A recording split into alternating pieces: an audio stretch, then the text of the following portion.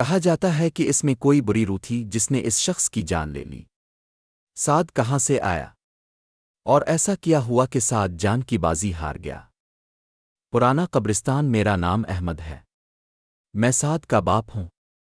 میرے گھر کے پیچھے ایک بہت پرانا قبرستان ہے جو انگریزوں کے دور میں بنایا گیا تھا، جس میں آج بھی انگریزوں کی قبریں دفن ہیں۔ میرے گھر کے دروازوں کی کھڑکیاں اس قبرستان کی طرف کھلتی ہیں، اور میرے گھر کے دروازے سے بھی یہ خوفناک قبرستان صاف نظر آتا ہے۔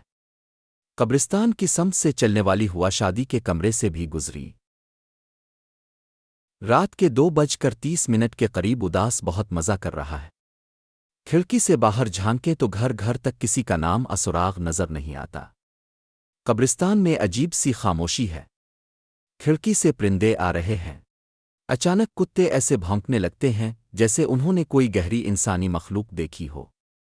اداس ان آوازوں سے پریشان ہے اور کھڑکی بند کرنے جا رہا ہے۔ اسے اندازہ نہیں ہے کہ وہ جو منظر دیکھنے والا ہے اس کی زندگی بدل جائے گی۔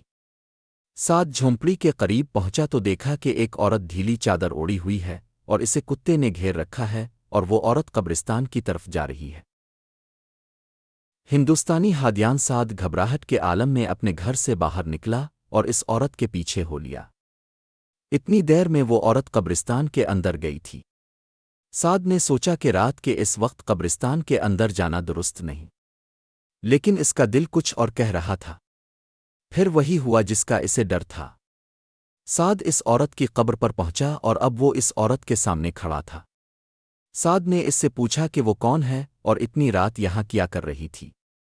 اب انسانی ہڈیوں کے چاٹنے کی آواز آئی۔ اس عورت نے میرے بغیر اپنا سارا جسم واپس کر دیا۔ اس کا خوفناک چہرہ سعد کی طرف تھا اور باقی جسم دوسری طرف تھا۔ Horror story house. یہ سب دیکھ کر وہ اپنے حواس کھو بیٹھا اور پاگلوں کی طرح وہاں سے بھاگ گیا۔ بھاگتے ہوئے جب وہ قبرستان کے دروازے پر پہنچا تو اس کے دوست نے پتھر مارا اور وہ زمین پر گر گیا۔ سر پر چوٹ لگنے سے وہ بے ہوش ہو گیا۔ جب صبح ہوئی تو میں نے اپنے بیٹے سعد کو وہاں بے ہوش پایا۔ میں نے اسے جگایا اور جلدی سے گھر لے گیا، اور اس نے کل رات ہونے والے واقعے کے بارے میں بتایا۔ بس اس دن سے اس کی طبیعت خراب ہونے لگی اور اس نے عجیب و غریب کپڑے پہننے شروع کر دیے، اور رات کو اس کی نیند ختم ہو گئی۔ وہ کہتا تھا کہ اس کے کمرے کے کونے سے خون ٹپک رہا ہے، اور وہ عورت اس کے خواب میں آتی ہے جس کی وجہ سے وہ ڈر کر سو نہیں پاتا۔ دن اسی طرح گزرے اور پھر ایک دن سعد اپنے کمرے سے باہر نکلا۔ اس کے کپڑے میلے ہو رہے تھے اور ہاتھوں پر کیلوں کے نشان تھے۔ میں سعد کی طرف دیکھنے لگا کہ اچانک انسانی ہڈیوں کے ٹکرانے کی آواز آئی اور سعد نے اس عورت کی طرح اپنے باغ کا رخ کیا۔ اب اس کا باغ میری طرف تھا اور اس کا جسم پیچھے کی طرف تھا، اور میں نے دیکھا تو سعد کی لاش زمین پر پڑی تھی۔